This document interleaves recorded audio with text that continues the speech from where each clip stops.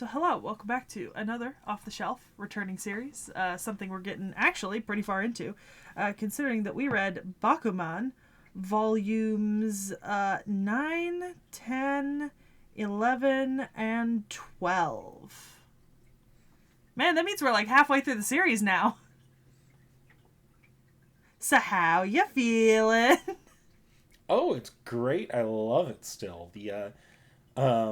I love the petty rivalry going on between the author of Crow and working with the woman who was writing just to show up that one guy. Yeah. I love that partnership and rivalry with them, and I love that they actually have like at this point now they've actually got a series in publication that's actually sticking around. It looks like. Yeah, I'm gonna be honest, I'm happy for them, and I like the rivalry. I'm getting a little tired of this though. I don't know. I think maybe I've hit like fatigue on like the the kind of like antics of some of the characters, but like I was struggling through the last two volumes of this set of four. Like maybe I've just read too much of it recently. And you know, it's not my typical sort of thing. Like this is not what I typically read, and so it's a little harder for me to sit down and sink into it. And I'm still liking like the comedic interactions for the rivalries and stuff. And I'm glad that they finally have a series in publication, but I'm just not as excited about it as I was 4 or 5 volumes ago, I think. And I'm not quite sure what's doing that for me, to be honest. Because you know I'm usually pretty good at like binging my way through something. Mm-hmm. Yeah. I don't know. Maybe they've just pitched too many ideas now. I'm just getting idea fatigue. See, it appeals to me so hard though, because you need to. If you do creative writing, I don't know if this is the case for everyone, but for me at least, it's like just like this. I've got a notepad of like 50 ideas I start writing like 4,000 words into, and I'm like, no, that didn't work at all. I don't do creative writing. Maybe that's the difference. I'm not much of a creative writing kind of person. I really admire people who are because I couldn't be me. I don't have that kind of mindset to just put things down on paper and then not kind of pursue them and then not follow through on all of them. And I'm also just not great at like creative writing. Like I can write a story if you tell me to, but I'm not really going to enjoy doing it, and I'll really struggle. So it could just be that. Like it could just be that I don't really get why they keep coming up with like in my head I would just I guess I'd play it safe and I'd stick with what works. They have a series in publication, just keep writing that. But I mean, you know, they should be coming up with new ideas. Like that's the point of their field. They need to have the next big idea, you know. Mm-hmm. So intellectually I get it, but I'm not that kind of person myself. So I struggle a little to like not just go stick with what you've got already. Like you're seeing some of their ideas, and you're like, no, that was a good idea. Why did you switch to this? Yeah. Yeah, a lot of the time I'm just like, why? Why would you do that? You morons. So I think more and more so the interaction between them and the other two authors has become my favorite part of this. Like I'm not really enjoying them coming up with ideas anymore. It was fun the first couple of volumes, but at this point I'm like now I'm just enjoying the interactions, and I like watching their editor critique the ever loving shit out of them occasionally. You know? I'm still liking that. Like this series gives the characters so much room to just be fucking wrong. Yeah, they're wrong a lot. Yeah. Like the editor having to go back and forth on them. The editor like the one who's supposed to be mentoring them here is often wrong. Like stick with comedy. And they're like, no, comedy is not working for us. We can't do it. I feel like it's interesting because the editor, I think, is coming at them from a publication sort of standpoint, and he's like, this is what I see, this is what seems to be working, this is what's testing well. And like, yeah, all those things are true, but they're not a one-to-one, like, okay, just keep doing these exact things and you'll keep succeeding. I think the editor, I don't think it's his fault, which I kind of like in his character, but he can't outright suggest things that he doesn't know are gonna work. And so he really can only suggest things that he thinks he knows are gonna work, which limits his ability to advise them creatively. And then you see when he switches over to working with the crow guy and the other girl that like he isn't able to, like, when they're actually able to sell, he's not able to help them as much because he only knows how to pitch to get them in and going and keep going. He's not got quite the push to direct what they're already working with. Yeah. So it's interesting to see him develop as well. Yeah. Because, like, he's not wrong, technically. It's just that what he's saying isn't right for everyone. Which is an interesting sort of concept, you know? Because, like, it might seem like he's giving them bad advice, but he's not really. He's just giving them advice that doesn't work in their particular situation. And it's not like... So it's funny as well, it didn't work out for them writing comedy, because obviously it was a miserable experience for them. It did help them, though, in the long run, because now they know how to write the writer is doing a much better job, like, incorporating lighthearted comedic elements into his story, which helped play into the current one they have in publication now. And, like, that entire sequence, that entire, like, line, really, like, I love that, because it got me to think about how... sometimes you need to just do stuff because it's a writing exercise, because you are not good at doing this, and you need to be able to do this more consistently, even if it's never going to be the focus. Being able to write like light comedy, that was important. Yeah, because I guess it makes sense that they learn how to write all these different things, because then they can incorporate it into stories where that is not the main focus in a more natural manner than trying to insert something that they might not actually know or be familiar with in a one-off situation.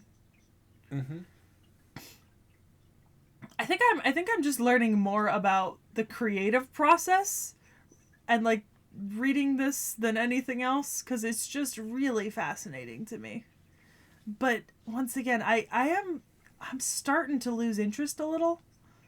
Like I'm not as excited to read these chapters as I was a while back, and I don't know. Maybe it is the technicalities. Maybe it's just because it's too real world, but not enough real world that I'm involved in to interest me.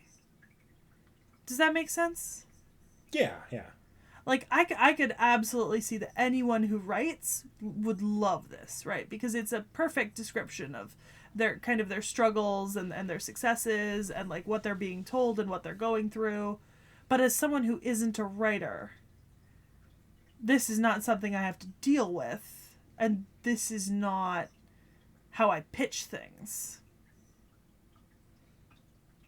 It's interesting because this isn't just like you're not a writer. Like even I haven't like had to deal with the balance of like I do creative writing on my free time, but like it's a personal thing. It's not a job.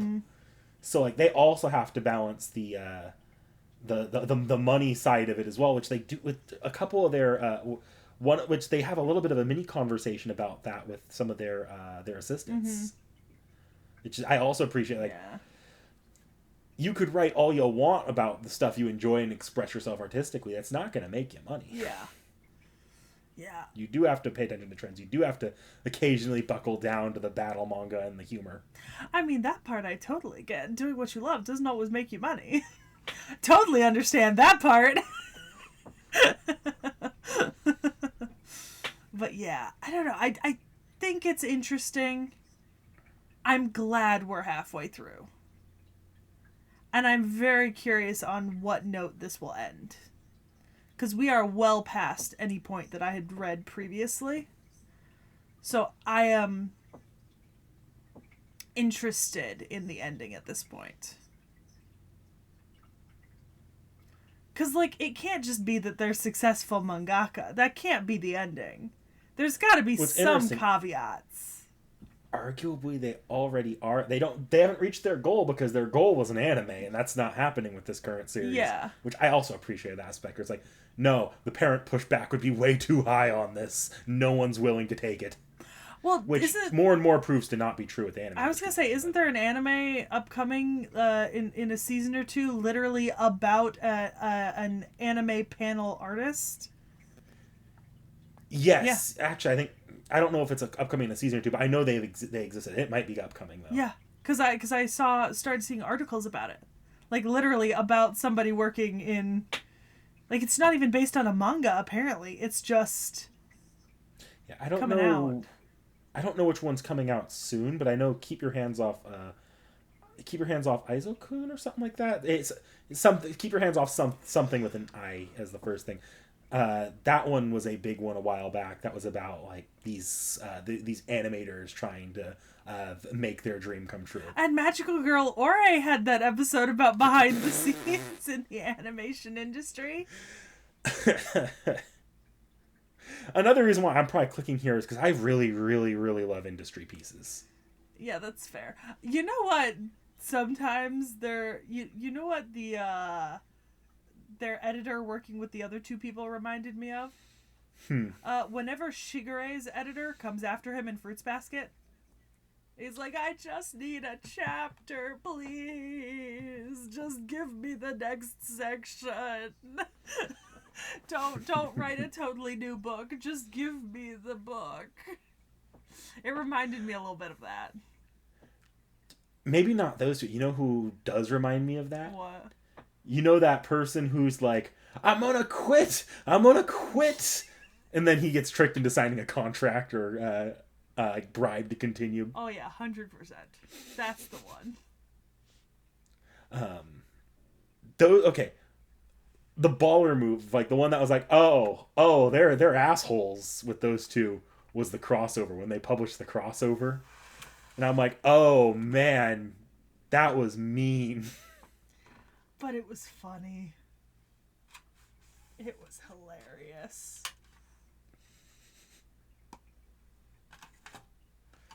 Easter Bunny.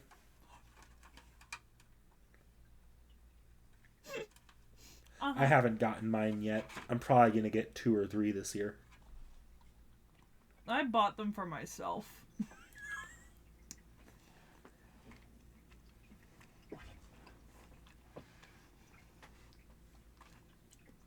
Sorry, it was just sitting there and I haven't eaten yet this morning.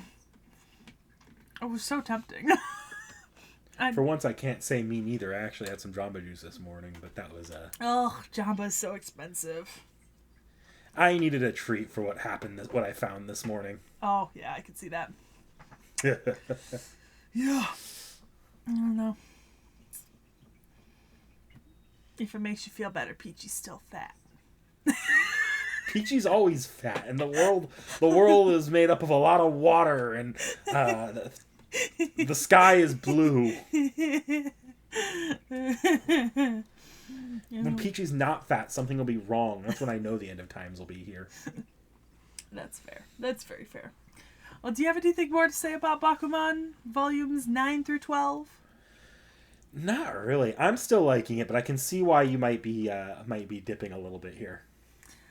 I mean, I think the next couple sets of books will tell in terms of like my overall perspective on the series, like how much I enjoyed it or didn't. Because as we start getting closer to the end, I'll start kind of seeing maybe a payout that I'm waiting for.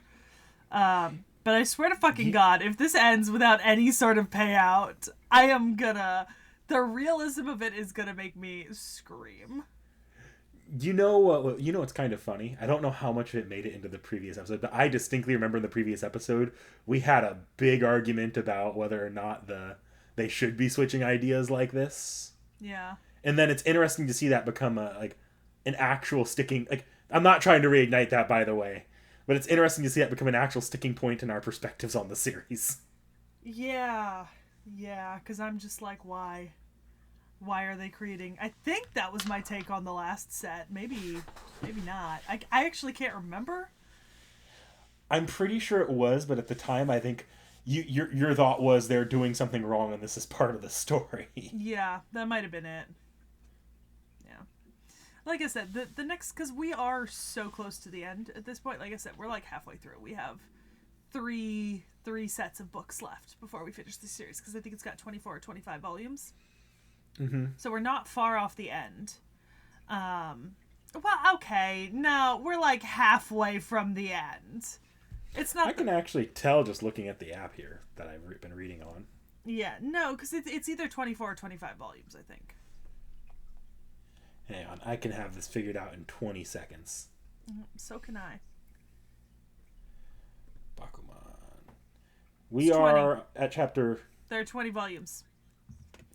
Yep, and there's 176 chapters. We are actually close to the end. Yeah, we're in the last 71 chapters. Yeah. There's going to be only one or two more of these videos. Yeah, so 2 more, actually. So, I'm expecting a payout at the end. And if I don't get a fucking payout, I'm going to be unhappy. I need a payout. I need something for my 20 volumes of time and attention.